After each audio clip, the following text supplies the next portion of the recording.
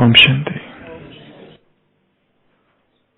एक बार अमेरिका में एक व्यक्ति था, युवक, जिसके पास कोई काम नहीं था और उसे पैसों की सख्त आवश्यकता थी।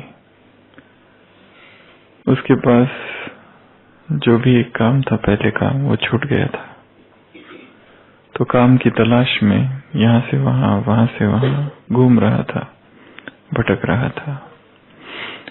और वो एक ऑफिस में पहुंचता है जहां लिखा रहता है कि एक ऑफिस बॉय की आवश्यकता है।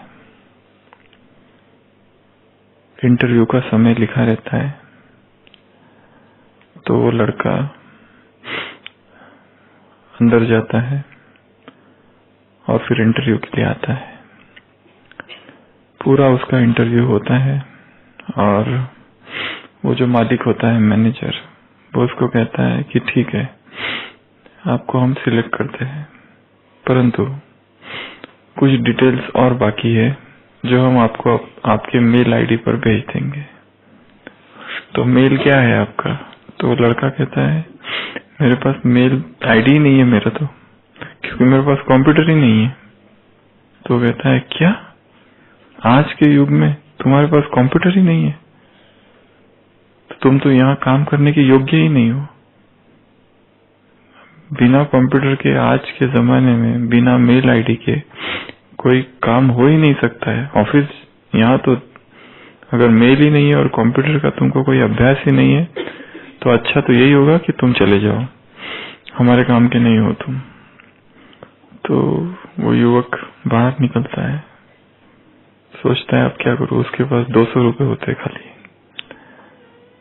तो वो मार्केट की तो ओर जाने लगता है और जाते जाते उसे एक आइडिया आती है। वो सोचता है क्यों ना ये जो सब्जियां यहाँ बिक रही है, मैं खरीद लूं और लोगों के घर घर में जाके बेचूं। तो सुबह से लेकर शाम तक ये काम करता है। शाम जब होती है तो उसको लगता है ये काम तो अच्छा है, थोड़ा सा फायदा तो हुआ इससे। तो दूसरे दिन फिर ऐसा करता है, तीसरे दिन फिर ऐसा करता है। धीरे धीरे धीरे धीरे और मेहनत करता है और लगन से करता है। तो इस तरह से कई सालों तक करते रहता है और फिर उसके पास थोड़ा उसका फायदा होने लगता है, तो अपनी एक दुकान खोल देता है और फिर धीरे धीरे और काम करता है और मेहनत करता है।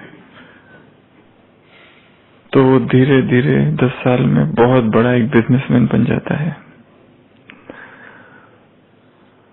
तो उसके पास बहुत पैसे और बहुत उसकी जो कारोबार है बढ़ जाता है।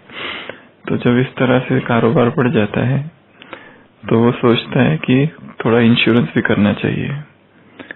तो वो इंश्योरेंस की कंपनी के मालिक को घर पे ही बुलाता है। तो इंश्योरेंस की कंपनी का मालिक उसको सब समझाता है कैसे कैसे इंश्योरेंस करना है क्या। और लास्ट में पूछते हैं, आपका मेल आईडी क्या है? मैं बाकी चीजें आपको मेल से बता दूंगा। वो कहता है कि मेरा तो मेल आईडी है ही नहीं। तो इंश्योरेंस का वो मैनेजर कहता है, अच्छा आपका मेल आईडी नहीं है और इतने बड़े आप अमेरिका में टॉप मोस्ट बिजनेसमैन बन गए। सोचो आपका यदि मेल आईडी होता तो आप क्या होते आज? तो वो कहता है, हाँ ऑफिस बॉय।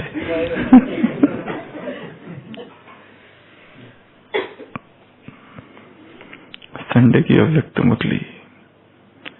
ना उम्मीदों के संस्कार, उम्मीदी के संस्कार, होपलेसनेस के संस्कार को क्या करो? समाप्त करो। वो जो लड़का, वो युवक यदि ये सोचता कि मेरे पास कुछ भी नहीं है, कंप्यूटर भी नहीं है, मेल भी नहीं है, उदास हो जाता, दुखी हो जाता, होपलेस हो जाता, तो शायद कुछ भी नहीं कर पाता। होपलेसनेस का जो संस्कार है, नाउम्मीदी का, ब्राह्मण जीवन में एक अभिशाप है। ये सोचना कि मैं कुछ भी नहीं कर सकता, ये मेरे से नहीं होगा, संडे की मुरली, अदर कुमारों से मुलाकात। बाबा ने कहा इसका दशहरा मनाओ, तो कहीं जाकर सतयुग में क्या होगी? दिवाली होगी। ये सोचना पता नहीं होगा कि नहीं होगा, दो चीजों में नाउम्मीदी आती है। कौन कौन सी? मुरली के आधार से, एक तो कर्म या सेवा, दूसरा पुरुषार्थ। संस्कार बदलता नहीं है, लोभ का, काम का, अहंकार, संस्कार नहीं बदल रहा है। सब कर लिया, ऐसे नहीं कि किया नहीं है। एक संस्कार ऐसा है जो पिछले 5 वर्ष 10 वर्ष से चल रहा है।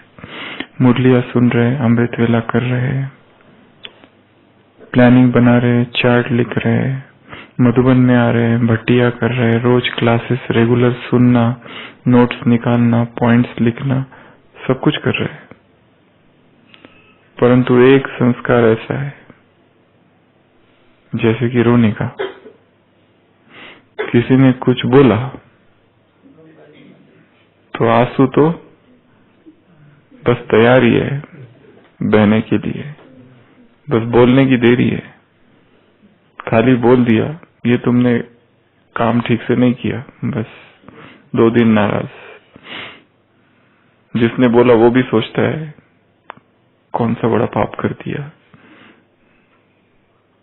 वो भी सोचता है अगली बार से संभाल के रहना है इस व्यक्ति के साथ। सेंसिटिव व्यक्ति के साथ रहना बहुत मुश्किल काम है आजू बाजू वालों के लिए, क्योंकि उनको कुछ भी नहीं बोला जा सकता है। बोल दिया कि 3 दिन नाराज, 3 दिन बात करना बंद। एक संस्कार है। हाँ, तो आत्मा प्रयत्न भी कर रही है, पुरुषार्थ कर रही है, फिर भी नहीं बदलता, नाउम्मीदी। तो बाबा ने क्या उत्तर दिया इसके लिए? महेंद्र भाई क्या उत्तर दिया है? नाउम्मीद नहीं बनना है, नाउम्मीदी के संस्कारों को भस्म करो, स्वप्न में भी ना आए, स्वप्न में भी कोई कमी ना रहे। क्या करना है? क्या स्मृति में लाना है? अगर एक ट्रायंगल निकाला जाए, त्रिकोण, यहाँ विजय है, यहाँ निश्चय है और यहाँ उम्मीद है, होप, फेथ और विक्ट्री। ये ट्रायंगल बाबा ने उसमें बताया है। निश्चय कौन सा? कौन सा निश्चय? कौन सा जन्म सिद्ध अधिकार है? विजय जन्म सिद्ध अधिकार है, क्योंकि हमने बार बार विजय पाई है।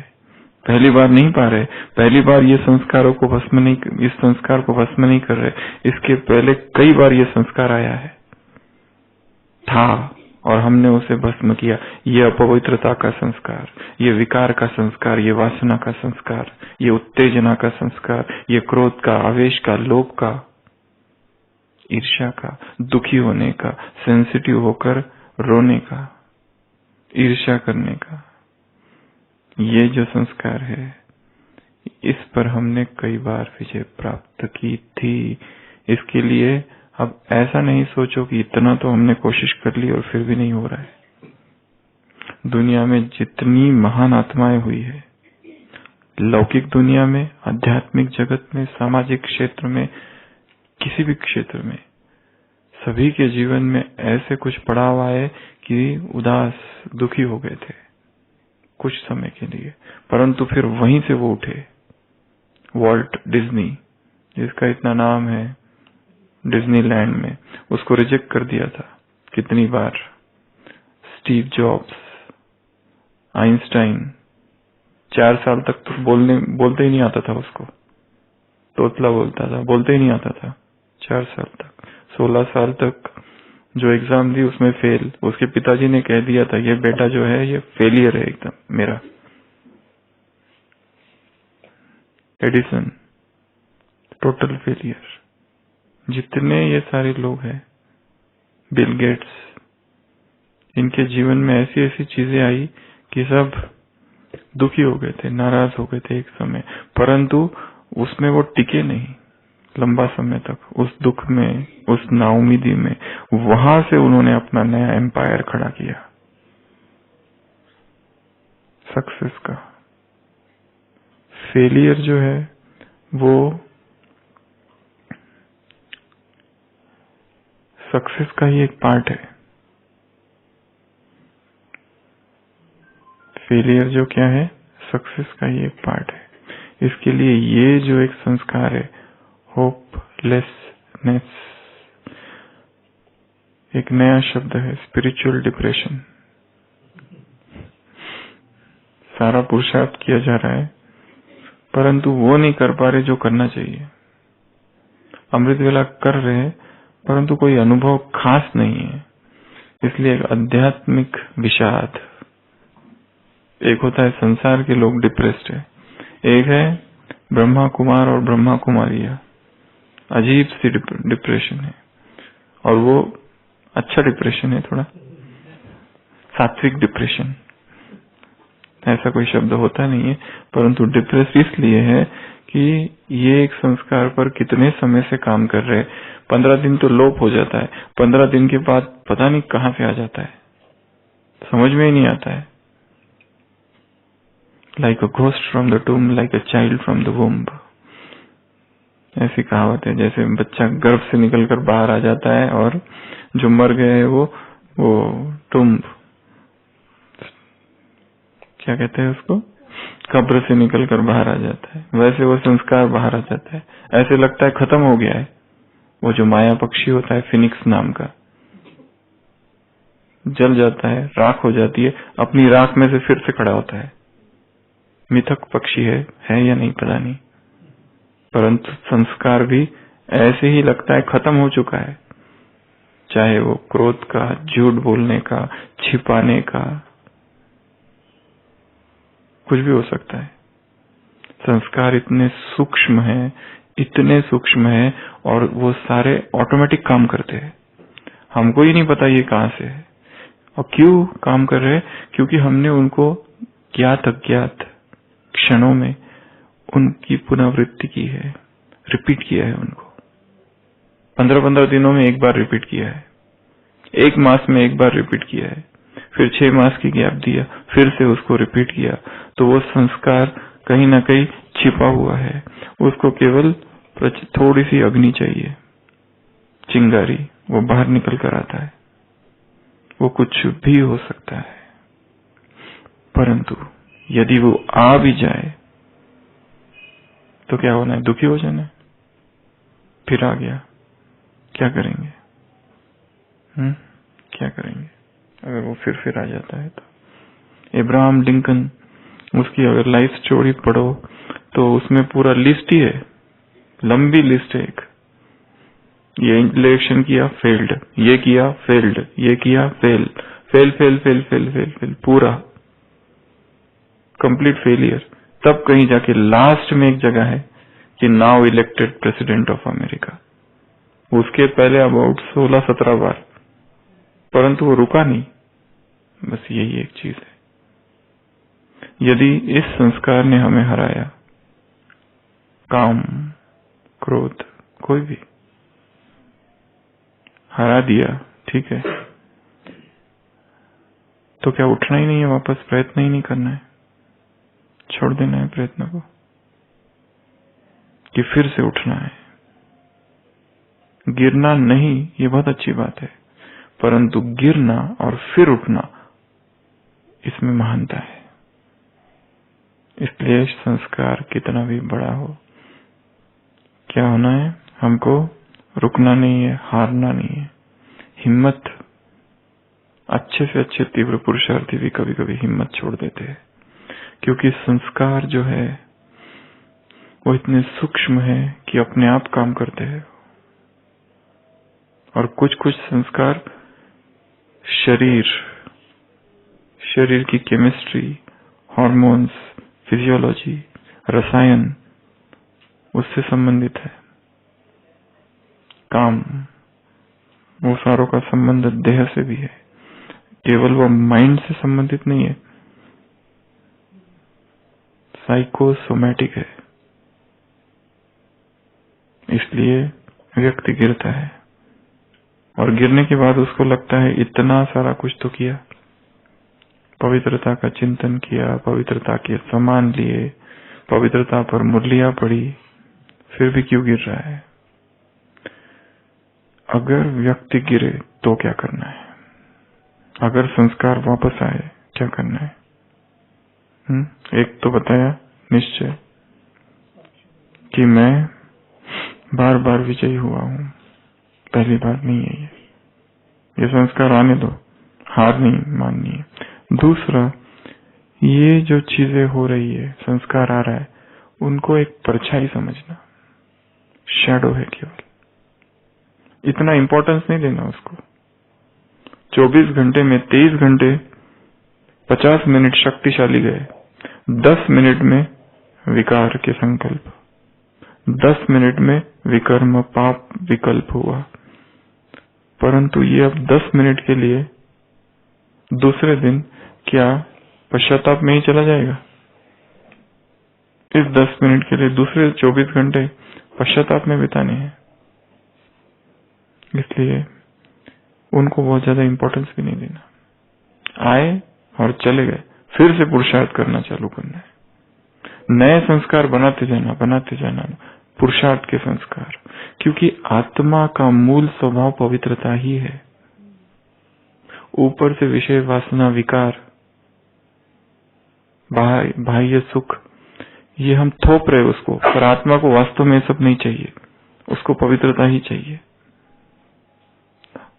और ये सारी चीजों में सुख है, परंतु बहुत क्षणिक है और नहीं है, ऐसा ही है। खुजली की तरह है। खुजली भागवत में प्रहलाद ने कहीं कहा है एक जगह कि विषय सुख जो है, प्रहलाद जो दिखाया ना हिरण्यकश्यप, विषय सुख जो है वो ईचिंग खुजली की तरह है।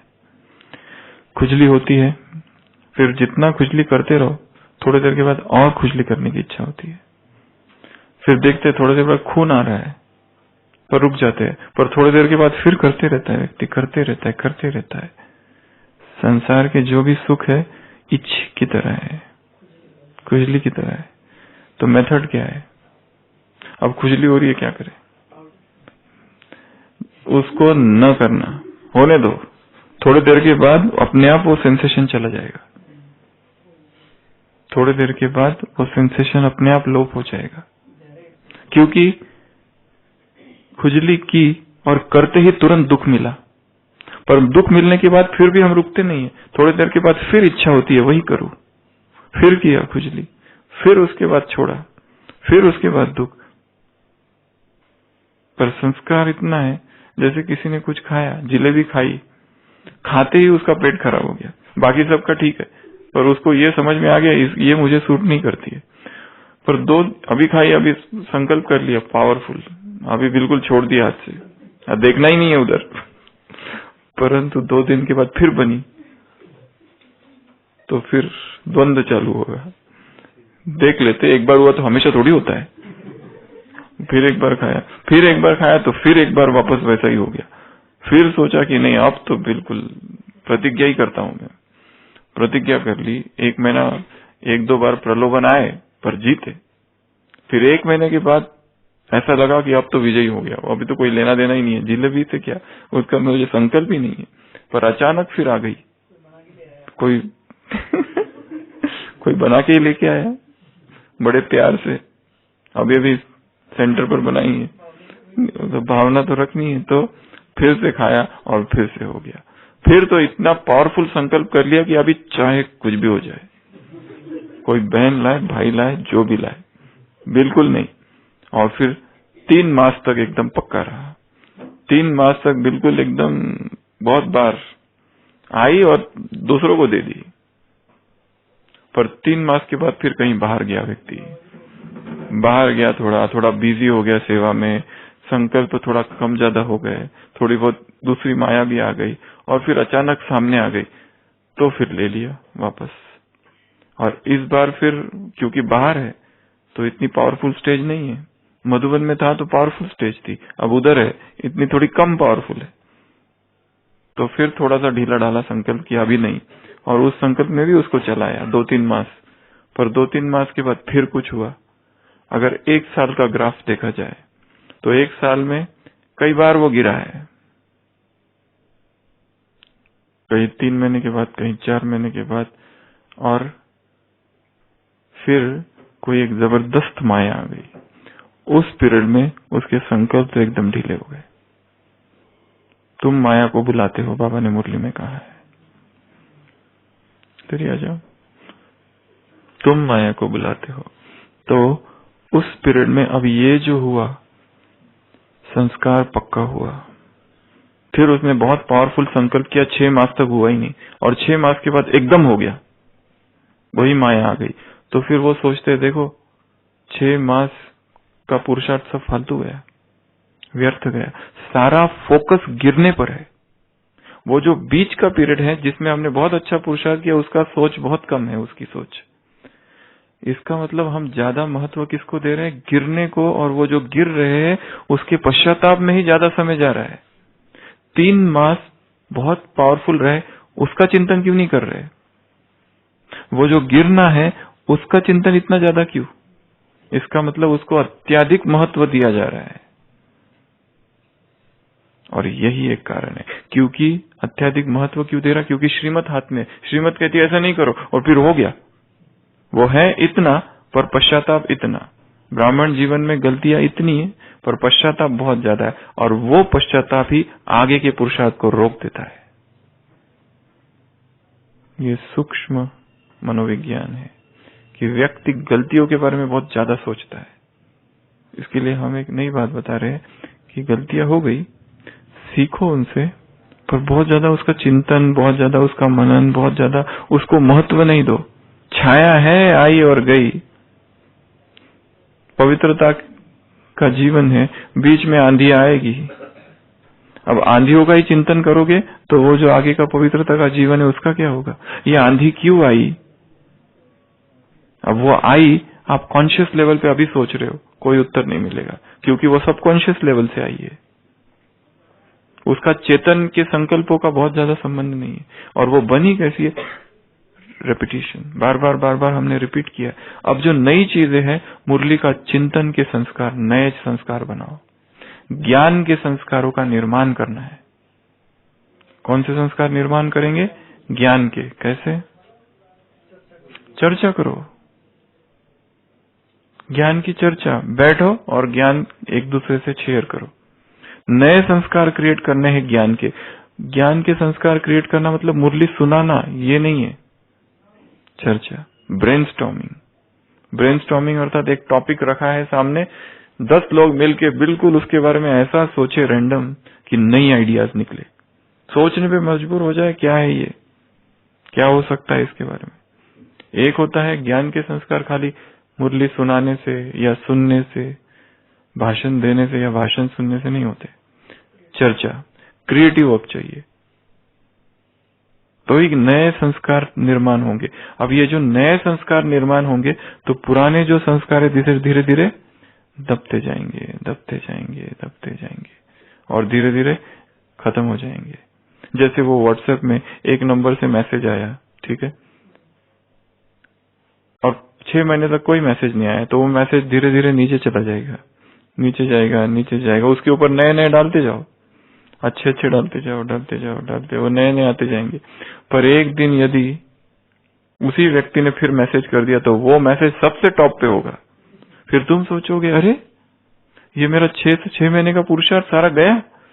ये संस्कार तो जैसे कि वैसे है, क्योंकि उसकी तीव्रता वही है, वो आवेग, वो फोर्स जो 6 मास पहले था। मतलब यहाँ व्यक्ति नाउम्मीद हो जाता है, यहाँ दुखी हो जाता है, यहाँ सारी हिम्मत हार जाती है कि इतना पुरुषार्थ करने का भी क्या फायदा। संस्कार तो जस का तस, टस से मस भी नहीं हुआ, इंटैक्ट। मतलब हमने इतना जो 6 मास पुरुषार्थ किया, वो संस्कार तो जैसे कि वैसे ही है, वैसे की वैसे पूरी अपनी तीव्रता के साथ खड़ा हो गया आके। यहाँ क्या करना चाहिए अब? अब उत्तर बताओ। व्हाट्सएप का मैसेज नीचे चला गया था 6 मास, अभी 6 महीने के बाद ऊपर आ गया, क्या करेंगे? ब्लॉक कर देंगे, डिलीट कर देंगे, डिजिटल साल्वेशन आर्मी खड़ी कर देंगे? वो तो ठीक नहीं। सबसे पहली चीज, ज्यादा टेंशन नहीं लो उसका, आने दो, आया तो आया, ठीक है। जैसे पहली बार नीचे चला गया था ना, इस बार भी नीचे जाए, छाया है, परछाई है, शैडो है, आया और चला जाएगा, उसको पढ़ना ही नहीं है, इग्नोर। उसी तरह ये व्यक्ति बहुत कम करता है। अब व्यक्ति करता क्या है, ये आया है, क्यों आया? नहीं आना चाहिए था। मेरा पुरुषार्थ जो 6 महीने का था ठीक नहीं, अमृत वाला तो ठीक ही चल रहा था, फिर क्या हुआ? सब तो ठीक था। चलो, फिर वहां दुखी होता है, फिर वहां उदास होता है, फिर कुछ करने की इच्छा नहीं होती है। फिर दूसरे दिन का छोड़ो, इतना दिन 3 बजे उठकर अमृत वेला किया, परिणाम ये निकला दुखी। पुरुषार्थ में दुखी नहीं होना है, उदास नहीं होना है, हारना नहीं। कितना भी गिर जाओ, उठो फिर से। 6 मास तक लगातार माया आई, माया ने परेशान कर दिया, हैरान कर दिया। 6 मास तक हर दिन विघ्न, तो क्या है, दुखी हो जाएंगे, हार जाएंगे। विंसेंट वॉन गॉग जो था, जिसकी हम हमेशा चर्चा करते हैं, उसकी पेंटिंग्स एक नया मोड़ दिया है पेंटिंग को, उसने चित्रकला को सारे विश्व भर में। उसकी एक एक पेंटिंग ऐसी है कि उसमें पता नहीं कितने भाव है। विंसेंट वॉन गॉग की 37 इयर्स तक केवल जिया, और वो जब 2100 से भी ज्यादा पेंटिंग्स, 850 से भी ज्यादा ऑयल पेंटिंग्स, अकेला खड़ा रहता था बस सूरज को देखते हुए, सुबह से लेकर रात तक। लोग कहते थे पागल है, पेंटिंग करते रहता था सूरज को, सूरज का चित्र बनाते रहता था वो। उसके जीवन काल में एक ही पेंटिंग बेची उसने बस, और अभी उसकी एक एक पेंटिंग की बाप रे क्या कीमत है, डॉलर्स और लाखों में कीमत है। पर वो जब जिंदा था एक ही बेच पाया बस। पर वो उदास थोड़ी हुआ, दुखी थोड़ी हुआ। संसार में सारे विघ्न परिस्थितियां सब आएंगी। बड़ी बड़ी जो किताबें संसार में जो सबसे फेमस हुई है, वो जब पब्लिशर के पास गए, कितनी बार पब्लिशर ने रिजेक्ट कर दिया। ये कोई छापने जैसी किताब है?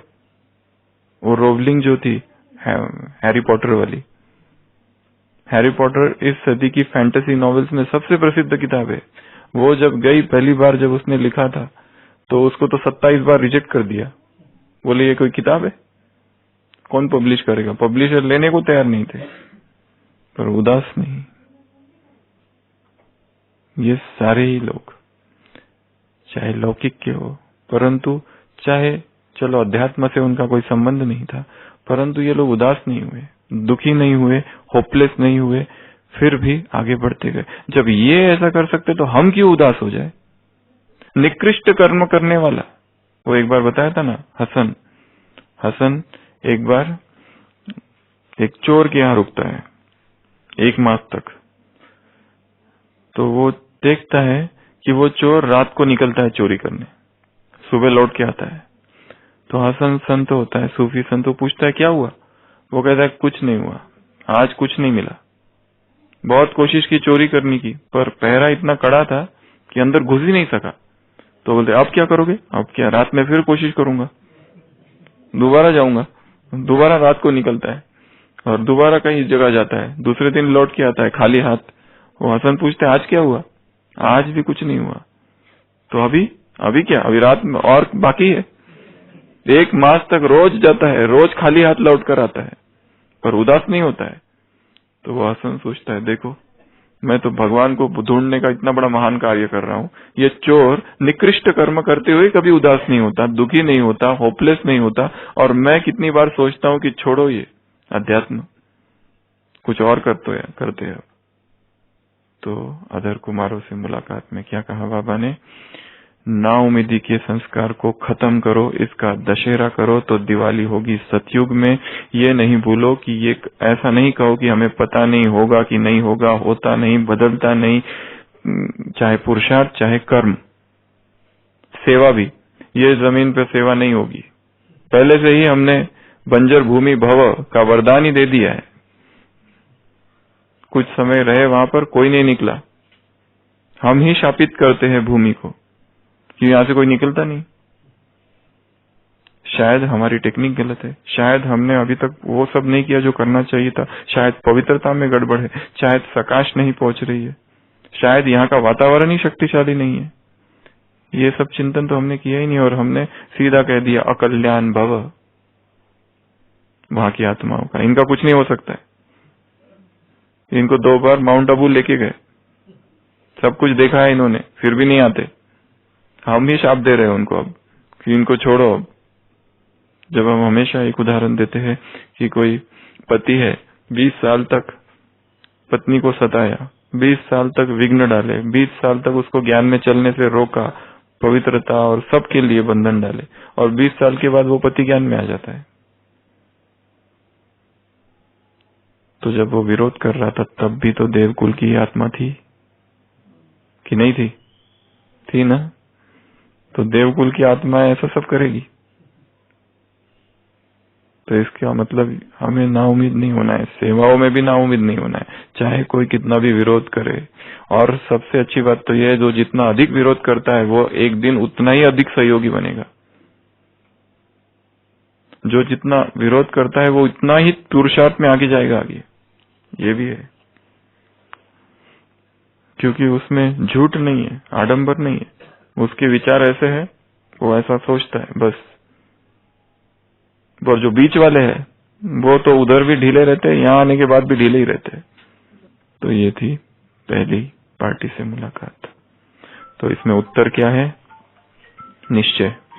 उत्तर क्या है? विजय को याद करना। उत्तर क्या है? हार को इतना महत्व नहीं देना। पांडव अर्थात विजयी, हाय हाय करने वाले नहीं। हार जो खाएंगे वो हाय हाय करते। पांडव अर्थात वाह वाह करने वाले। पांडवों को बाबा ने 3 वरदान दिए हैं, सदा विजयी, पांडवपति, 7 मास्टर सर्वशक्तिवान। ये अपने वरदान याद रखना। स्वप्न में भी विजय, स्वप्न में भी विजय हो, स्वप्न में भी हार ना हो, ऐसा जीत का नशा हो। जीतेंगे जीतेंगे जीतेंगे। हम नहीं जीतेंगे तो कौन जीतेंगे? और इतने महान कार्य में चलो अगर नीचे गिर भी गए ना तो भी कुछ नहीं, उनसे तो अच्छा ही है जो संसार में निकृष्ट कर्मों में जीत रहे हैं। ये जो जीत है महान जीत है। तो सबसे पहले तो अपने आप को कभी भी ना उम्मीदवार। फिर बाबा ने भाग्य की भी याद दिलाई है। ऐसा कभी सोचा था कि ऐसा भाग्य मिलेगा? होपलेसनेस, डिप्रेशन के जो भी संकल्प है उसको हटा देना है। एक दूसरी पार्टी से मुलाकात, क्या कहा था? होली हंस। तो आप सब बताओ क्या क्या कहा था उसमें? ये क्लास मेडिटेशन हॉल में नहीं हो रही है, यहाँ हो रही है। यहाँ पर चर्चा होगी। ये क्लास कम है, चर्चा ज्यादा है। बोलो। होली हंस अर्थात, होली हंस अर्थात मोती चुगने वाला।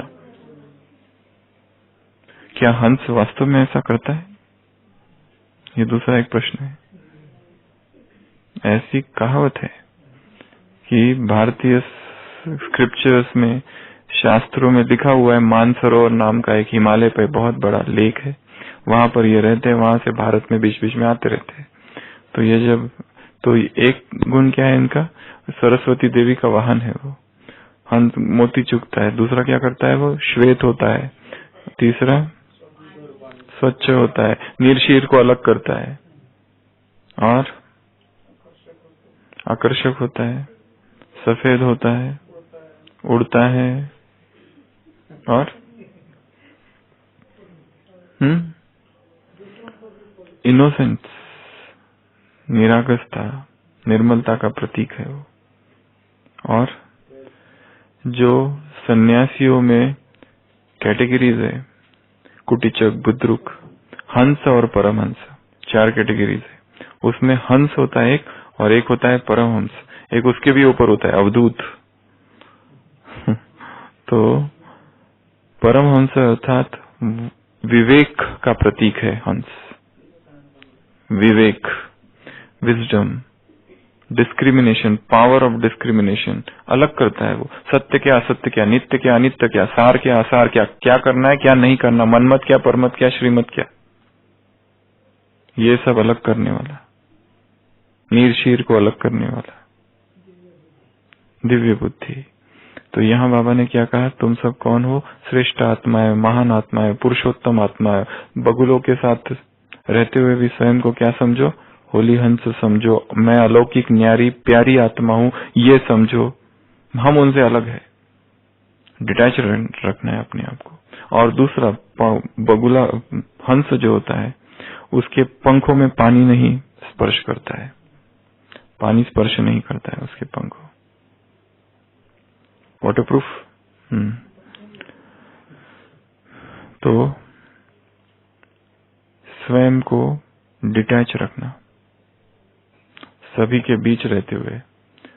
वो मायावी है, पर तुम मायाजीत हो, तो उनका प्रभाव तुम्हारे पर ना हो, तुम अपना प्रभाव उनके ऊपर डालो।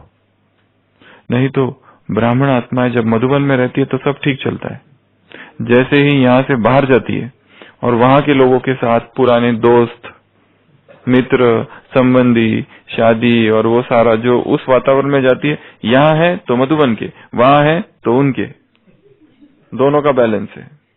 यहाँ है तो पूरी मधुबन योगी जैसी दिनचर्या है सुबह से लेकर रात तक, उधर है तो उन जैसी दिनचर्या है, एडजस्ट अच्छा बैलेंस कर रहे हैं। पर ये हमारा जीवन है ही नहीं, ये तो धोखा हो रहा है, आत्मवंचना है, सेल्फ डिसेप्शन है। इधर है तो यहाँ की दिनचर्या, उधर है तो वहां की दिनचर्या। यहाँ है तो ब्राह्मणों का संग, वहां है तो संसारी व्यक्तियों का संग। यहाँ है तो ज्ञान की चर्चा, वहां है तो पॉलिटिक्स और फिल्मों की चर्चा। इधर है तो इधर के, उधर है तो उधर के। स्प्लिट पर्सनैलिटी, खंडित व्यक्तित्व। तो अपने आप को वहां उस वातावरण में रहते हुए भी सेफ रखना, उसके लिए क्या करेंगे? कुछ स्थूल बातें, कुछ सूक्ष्म बातें। स्थूल पहले, स्थूल बातें, वस्त्र। सन्यासी जो होते हैं ना श्वेत, वो उनके भगवे वस्त्र क्यों पहनते हैं? वो उनको याद दिलाते हैं हम ये लोग नहीं है, ये संसारी है, हम अलग है, ये संसार में डूबे हुए हम अलग है।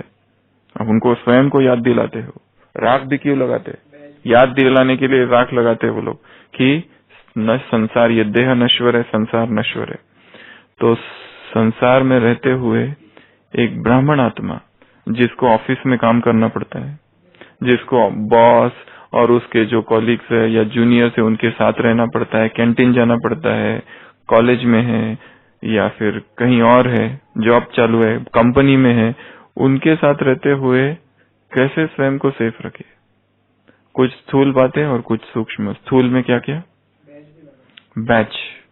पर कई लोग ऐसा बैच लगाते हैं इतना छोटा यहाँ पर जो बटन वाला, वो अगर कोई पूछे बैच नहीं कि ये है, अगर कोई और दूसरों के लिए सेफ भी है ही नहीं, दोनों काम इतना सा लगाते, इतना सा, इधर दिखता भी नहीं वो बटन बैच। अच्छा, ये भी नाम भी है उसको, बटन सब। हाँ चलो, वहाँ अलाउ नहीं होता, अंदर तो लगा सकते। हाँ, तो हमारी धारणाओं को छिपाना नहीं है, विरोध होगा, परंतु अगर हम निरंतर वही करते रहेंगे ना तो फिर कुछ नहीं करेंगे, धीरे धीरे मान जाएंगे। सरदार जी अपनी पगड़ी निकालता है क्या? उसको लगता है ये लोग क्या कहेंगे, अरे मैं इधर ऑफिस में जॉब कर रहा हूँ, निकालो इसको, ये लोग कैसे, क्या सोचेंगे ये लोग? वो सोचता है ऐसा कभी? कभी नहीं। फिर सबसे पहला तो ड्रेस, दूसरा ड्रेस कौन सा? व्हाइट, श्वेत। विरोध करने दो, करेंगे। बोलने दो जो करना है, बोलने दो जो बोलना है, जो करना है करने दो। कफन पहना है, अब निकालो नहीं इसको। हाँ, वो चीज दूसरी दुनिया वाले बहुत सारी बताते हैं, ये हमको पहनना पड़ता है, ये वो, यहाँ त्यां। परंतु ये वस्त्र कवच है, व्हाइट सुरक्षा कवच है, ये बैच सुरक्षा कवच है। तीसरा है भोजन की धारणा। कुछ भी करने दो, हमारी जो धारणा है वो है, भले जाओ उनके साथ, होटल में जाओ, जहां जाना है वहां जाओ, बैठो, पर खाना नहीं, अपने लिए दूसरा मंगाओ, फ्रूट प्लेट मंगाओ या जूस लो। युक्ति तो निकालनी है, जिसको करना है करेगा।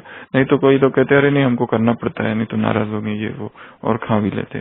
पर वो संस्कार भी तो क्रिएट हो रहा है। पर हम जब अपनी धारणाओं पर अड़ोल रहेंगे तो वो धीरे धीरे वो मानेंगे, झुक जाएंगे। बल है ना नियमों में, मर्यादाओं में। कुछ स्थूल बातें हैं, कुछ सूक्ष्म बातें, जैसे और दूसरा, हाँ, ट्रैफिक कंट्रोल भी है। और स्थूल में जैसे मदद लेना बहुत ज्यादा, ये ब्राह्मणों का संस्कार नहीं है। छोटी छोटी चीजें देना संस्कार है, लेना संस्कार नहीं है। लोगों की कितनी भी भावना होती है। एक सेंटर की ब्रह्मा कुमारी बहन जा रही थी, एक भाई बड़ी पोस्ट पर था, अभी अभी ज्ञान में आया था, तो उसको लगा बेचारी जा रही है, तो उसकी स्कूटर थी, बहन जी प्लीज बैठ जाओ ना। तो वो सोचने लगी, नहीं, वो कहता प्लीज, मतलब उसको बहुत अच्छा भाई था, उसकी भावना भी अच्छी है, उसको तो बिल्कुल ये हो गया कि बेचारी बहन जी है, इतना दूर पैदल जा रही है, तो मैं इसको छोड़ देता हूँ। तो उसके पास दो ऑप्शन है, एक तो इसकी भावना को नहीं दुखाना, बेचारा इतना अभी अभी तो ज्ञान में आया, हमने ही कोर्स कराया, बैठ जाओ और जाओ। दूसरा ऑप्शन,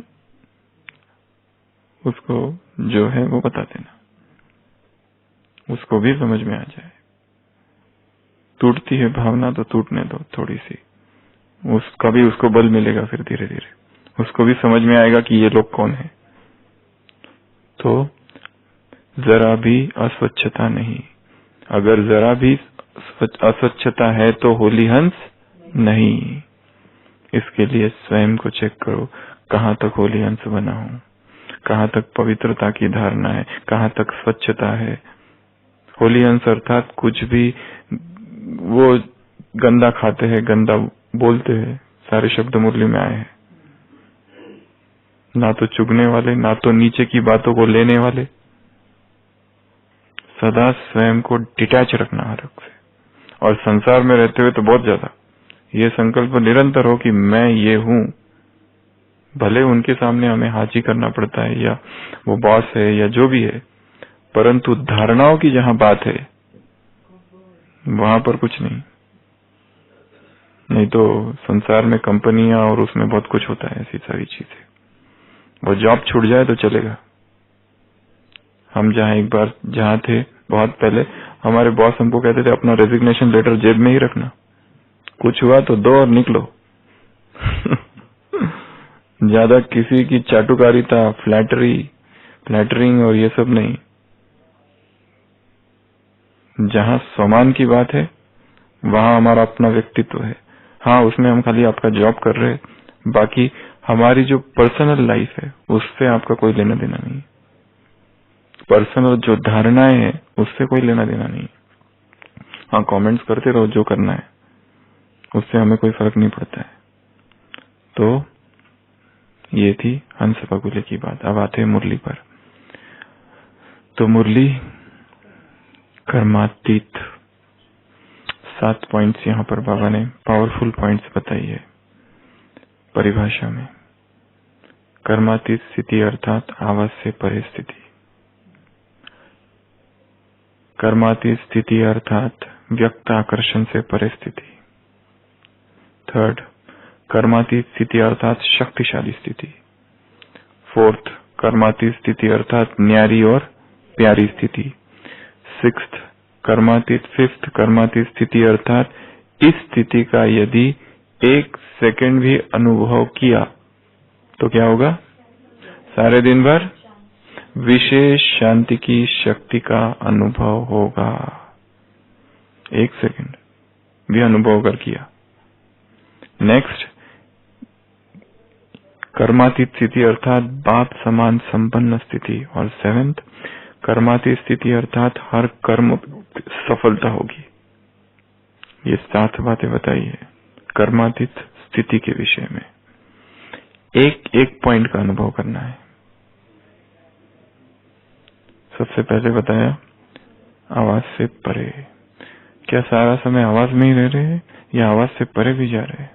सुबह हमने चर्चा की थी 8 अवस्थाओं की, A, B, C, D, E, F। ये ABCD रोज योग में आनी चाहिए।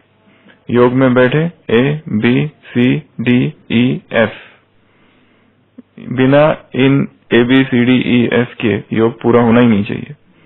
A फॉर आत्माभिमानी स्थिति, A फॉर अशरीरी स्थिति, A फॉर अव्यक्त स्थिति, इन तीनों स्थितियों का अनुभव। B फॉर बीज रूप, C for combined, D for देही अभिमानी, E फॉर विदेही, F फॉर फरिश्ता। इसका डिटेल सुबह हम चर्चा कर चुके हैं। नहीं, वो जे है, पर ज्वालामुखी बीज रूप में आ जाता है। तो 8 अवस्थाएं हैं, तो सबका अनुभव। और कर्म करते समय विशेष 2, देही अभिमानी और विदेही। देही अभिमानी और विदेही का ज्यादा से ज्यादा अनुभव कर्म करते समय। मैं आत्मा कर्मेंद्रियों द्वारा कर्म करा रही हूं, अर्थात देही अभिमानी। विदेही अर्थात करण कराहार मैं आत्मा, करणहार देह और मैं डिटैच, ये विदेही। तो इसका अभ्यास करना। तो पहले था कर्मातीत स्टेज, अर्थात कर्मातीत अर्थात वो नहीं मर जाने के बाद जो आती है वो नहीं कर्म या पहले कर्म आत्मा शरीर छोड़ने के बाद कर्मातीत नहीं बनना है। अभी वैसे मूल्यों में आता है कर्मातीत तो तब कहा जाएगा जब आत्मा परमधाम में है। एक्सेप्टेड, वो एक डेफिनेशन है, पर कर्मातीत की बहुत सारी परिभाषा है। वो वाला कर्मातीत तो हमें करने की जरूरत नहीं, अपने आप होंगे। पर अभी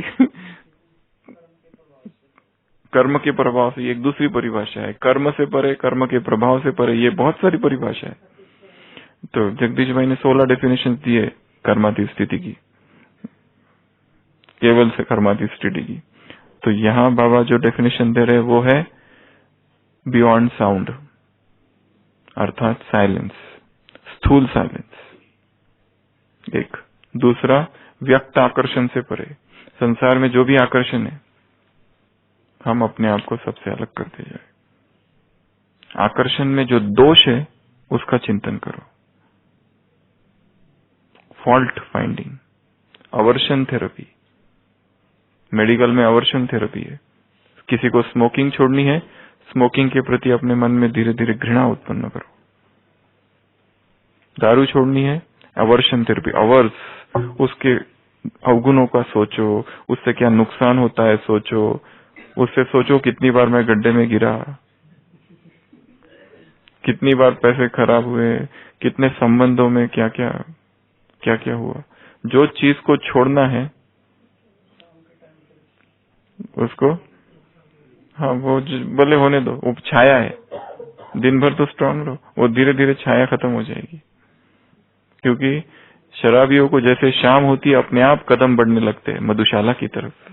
दिन भर में एक संकल्प करते रहता है व्यक्ति, मैं आज ये करूंगा वो करूंगा, आज से छोड़ दिया। पर जैसे ही शाम होती है, शाम जैसे हुई कि पता नहीं वो संकल्प कहाँ विलीन हो जाते और अपने आप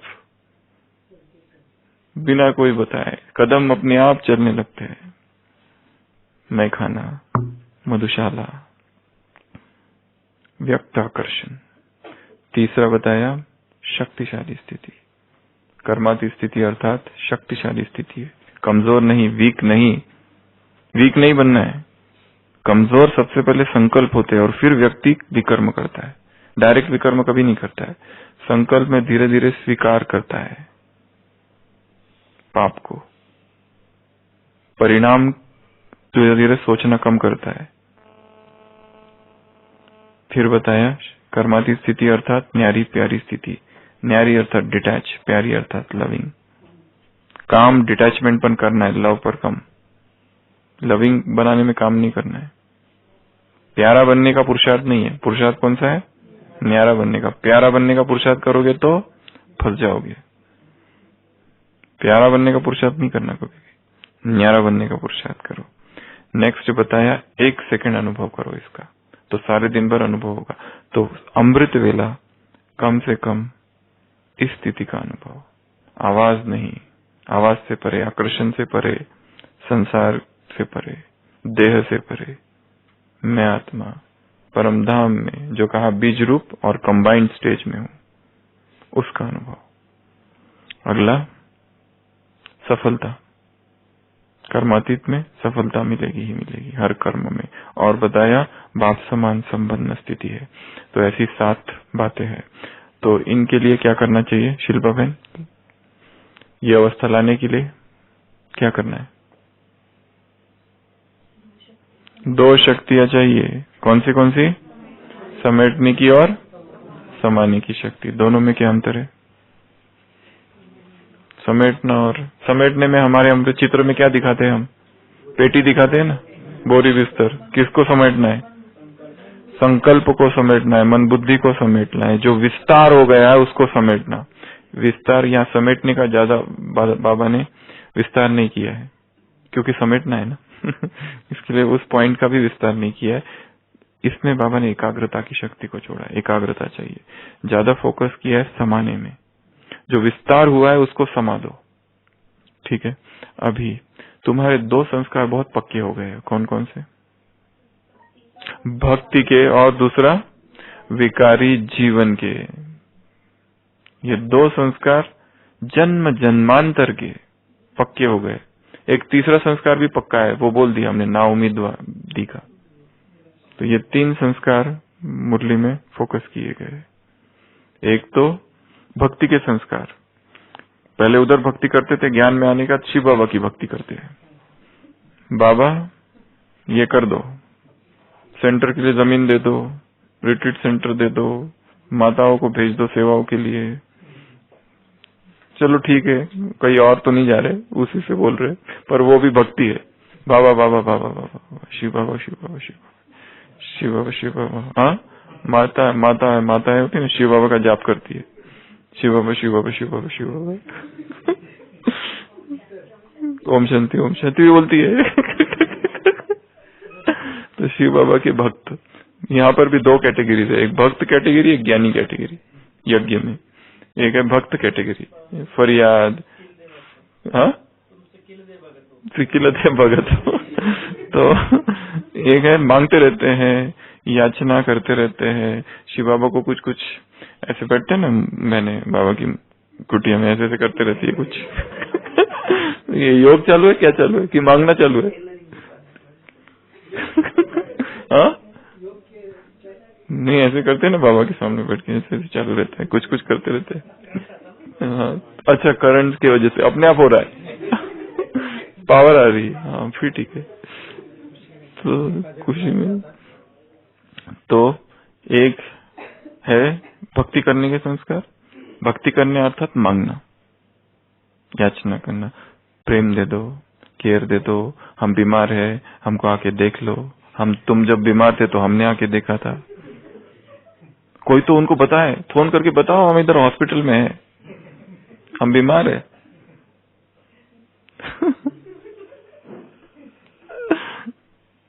चिंता ज्यादा हो जाती है जब एडमिट होते हैं ना, तो फटाफट सबको इन्फॉर्म कर दो, सबको बताओ, इसको भी बताओ, उसको बताओ, उसको बताओ। तो ये थोड़ी चिंता हो जाती है व्यक्ति को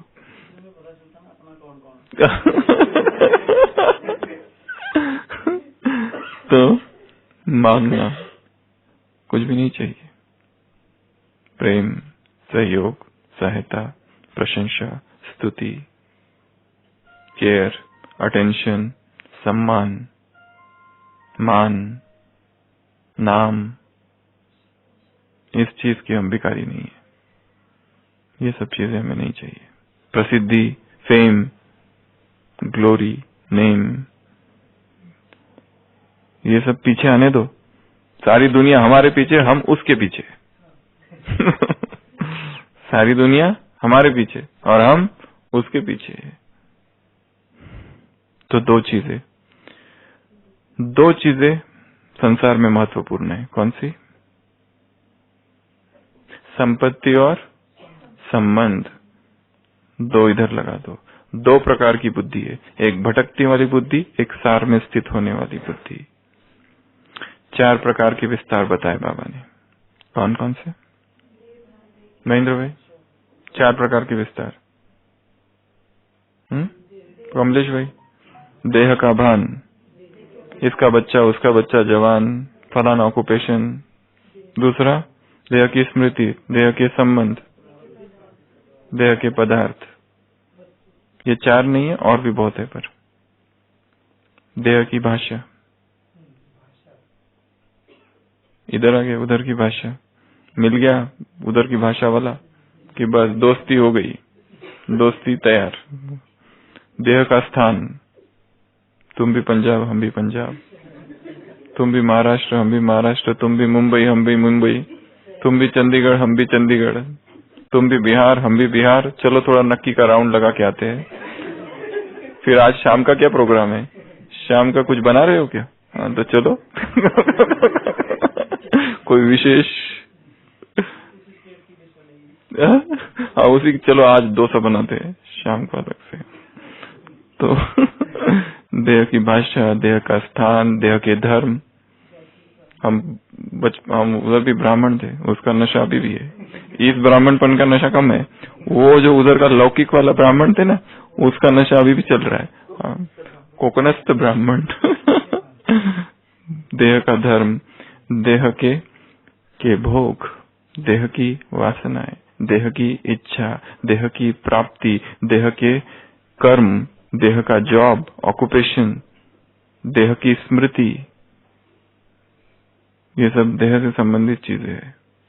और देह का पद, देह का नाम, और लौकिक पढ़ाई, देह की पढ़ाई, उसका भी नशा। क्या? देह का हाँ संबंध, वो तो मुरली में आ गया है, 4 छोड़ के। और भी कुछ? तो ये सारे पिंजड़े हैं, बंधन ही बंधन है, बांधते हैं व्यक्ति को। तो ये सारे विस्तार से क्या करो? सार कर दो। सार में लाने के लिए 2 शक्तियां चाहिए, समाने की शक्ति और समेटने की शक्ति। और 2 संकल्प दिए बाबा ने, मैं आत्मा बिंदु और बाप बिंदु। तो ये सारे विस्तार को समा दो, ये सारे विस्तार को समेट लो। अगर समेटते हो और समाते हो तो उसकी निशानी क्या है? बुद्धि 1 सेकंड में जहां चाहिए वहां बुद्धि को लगा सकोगे। इसके लिए एक उदाहरण दिया है, कौन सा? हाँ, ब्रेक, सवारी। जैसे ब्रेक, तो आध्यात्मिक ब्रेक प्रणाली, आध्यात्मिक ब्रेक प्रणाली तैयार करनी है। Spiritual brake system. हमारी ब्रेक सिस्टम कैसी है? संकल्पों को जब चाहो तब ब्रेक करो, जितना समय चाहो तब ब्रेक करो, संभालो, समेट लो। बहुत सारी चीजें समानी है, बहुत सारी चीजें समेट लेनी है एकाग्र करके। तो 2 शक्तियां, 2 संकल्प, 2 चीजें संसार में जो यहाँ संभालो। 2 कहा, एक संपत्ति एक संबंध, तो सारे संबंध एक में संभालो। और संपत्ति, सुख शांति, सुख शांति आनंद, वो सब एक बात में, खुशी सब एक बात में। ये सोचना कि उसी में सारी संपत्ति है, तो वहां की जो संपत्ति पर पकड़ है वो थोड़ी सी कम होगी। यही वास्तविक में अविनाशी संपत्ति है। संगम युग की विशेषताएं 3। सुशील भाई, संगम युग की विशेषताएं। कमलेश भाई, दीपाली बहन, गरिमा बहन, शिल्पा बहन, महेंद्र भाई। संगम युग की विशेषता, नशा, झूला, छलक फलक। नशा कौन सा? प्राप्तियों का नशा। सदा इस झूले में झूलते रहना, यह संगम युग की विशेषता है। सुख शांति आनंद प्रेम पवित्रता, इस झूले में झूलते रहना, यही संगम युग की विशेषता है। एक। दूसरा, चेहरे पर झलक फलक। तीसरा, नशा, नशा हो, उसी का ही, प्राप्ति का ही नशा, और फिर वो चेहरे पर दिखाई दे। तो ये संगम युग की विशेषता है, ये भी बताया। तो सारी मुरली का सार क्या है? एक तो बताया स्थिति। ये स्थिति, कर्मातीत स्थिति को पाना क्या है? तुम्हारा लक्ष्य है। इस लक्ष्य को यदि प्राप्त करना है तो दो शक्तियों की आवश्यकता है। ये दो शक्तियों को लाने के लिए क्या करना पड़ेगा? ये जो विस्तार किया है उसको सार में समाना पड़ेगा। उसके लिए दो संकल्प, मैं आत्मा बिंदु और बाप बिंदु, सारे विस्तार को सार में समा दो। उसमें फिर एक विधि बताई है कि ये समझो कि सारी संपत्ति वही है। त्वमेव सर्व मम देव देव द्रविण त्वमेव, वो संपत्ति वही है, संपत्ति भी वही है, सारे संबंध भी उससे है। ये दो विधि है, ये जो विस्तार हुआ है इसको सार में लाने का। फिर संगम युग की ये जो विशेषता बताई है यहाँ पर, नशा रहना चाहिए कि तुम्हारे पास अविनाशी प्राप्ति है। यहाँ एक और उदाहरण दिया है संसार का। कौन सा? हाँ, सवारी का नहीं है यहाँ, दूसरा। उनको कितना राजा का उदाहरण दिया है ना, उनको नशा होता है संपत्ति का। राजा, नशा होता है संपत्ति का। तो वैसे तुम्हारे पास अविनाशी प्राप्ति है। और क्या बोला मुरली में? और भी कोई पॉइंट है? वो तो सुबह हो गया, उसको एक बार रिवाइज कर लेंगे फिर से। तो ये हो गया पूरा मुरली। तो मुख्य रूप से जो पहले ये अनुभव करना है कि कर्मातीत स्थिति जो है, इसकी डेफिनेशन को थोड़ा मन में रिवाइज करना है। शरीर छोड़ने से पहले कर्मातीत होना है, छोड़ने के बाद नहीं, अभी। ये सर्वश्रेष्ठ स्थिति है,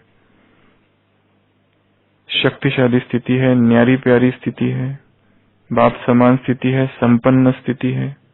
ये सब एक ही स्थितियों के अलग अलग नाम दिए या उनकी कुछ बातें वहां पर बताई है।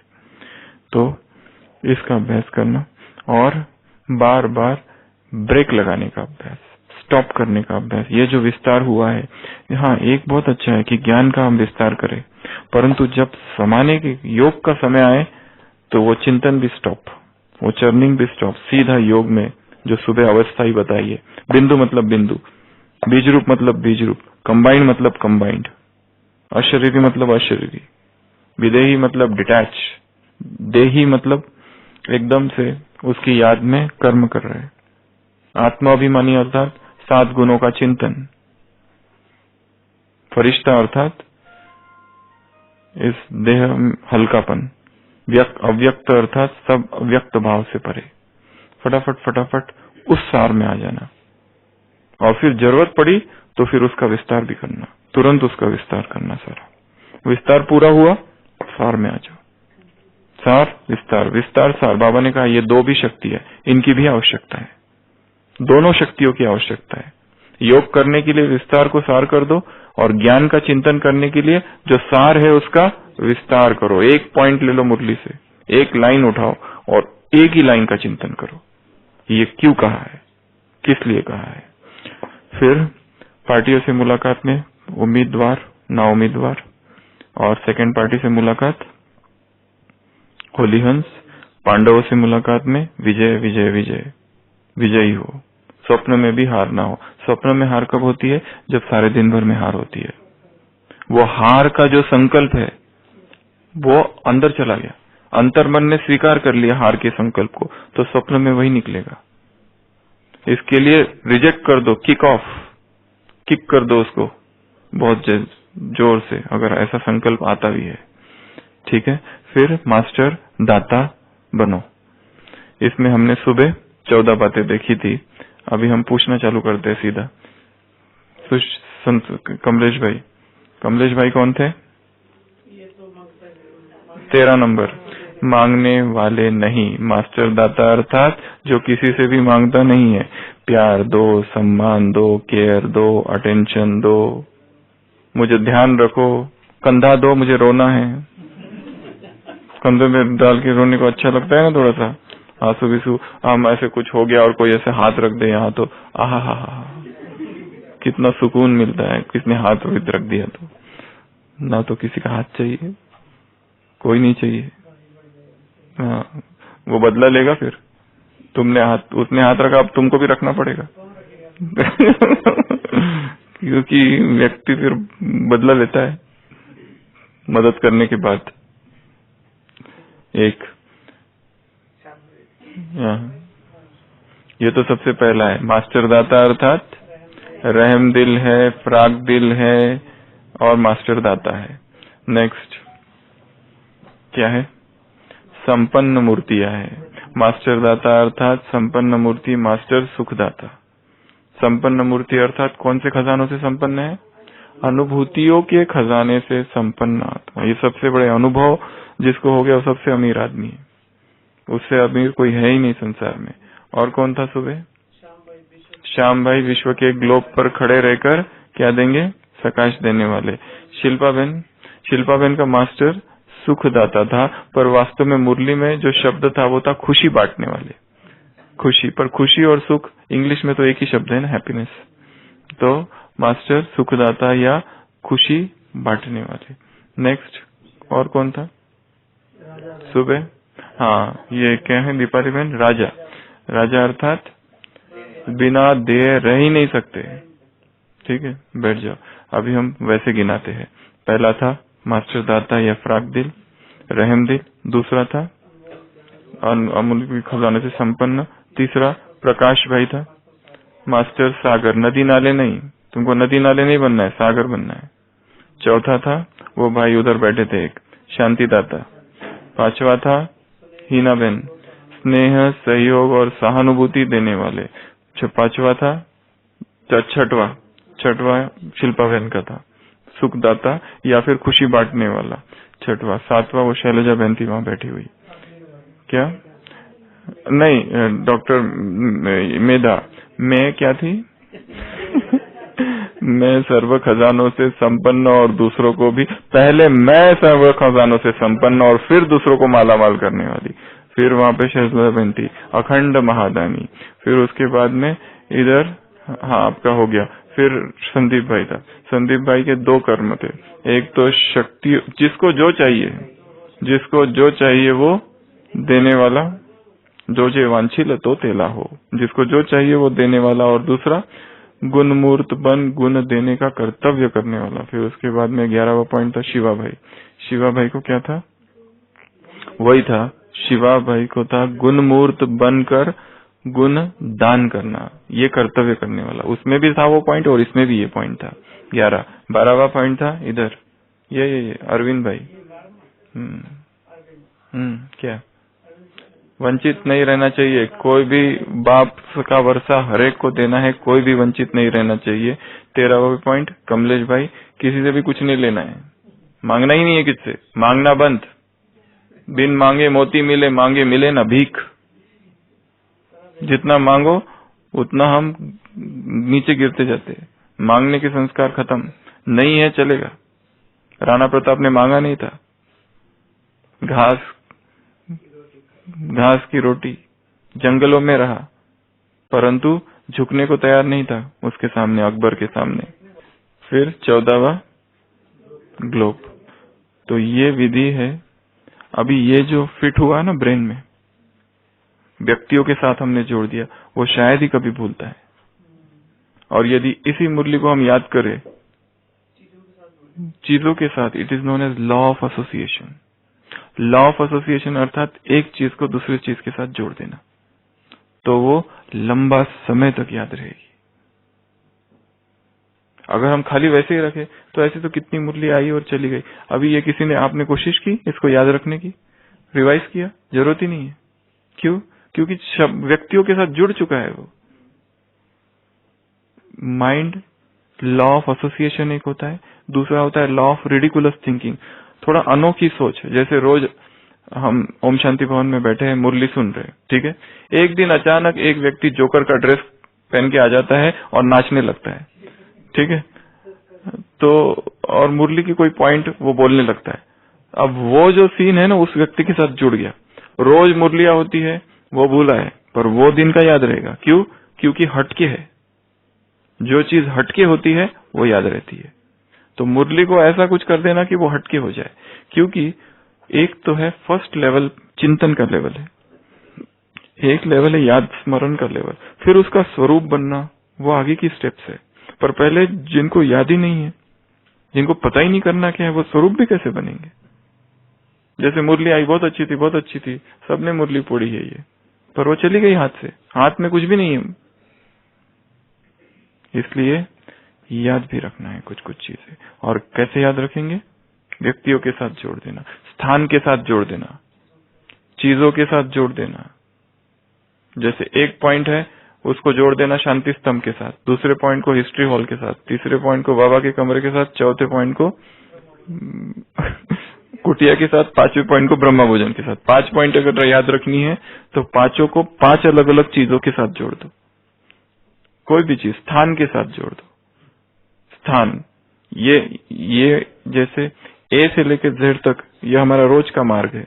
यहाँ से हम जाते हैं रोज, यहाँ पे सबसे पहले दरगाह आता है, फिर उधर वो हनुमान का मंदिर आता है, फिर वो सरस्वती मंदिर आता है, फिर वो उद्यान आता है, फिर वो विवेकानंद पार्क आता है, फिर वो भारत माता आती है। ऐसे ये 7 चीजें हैं, ठीक है।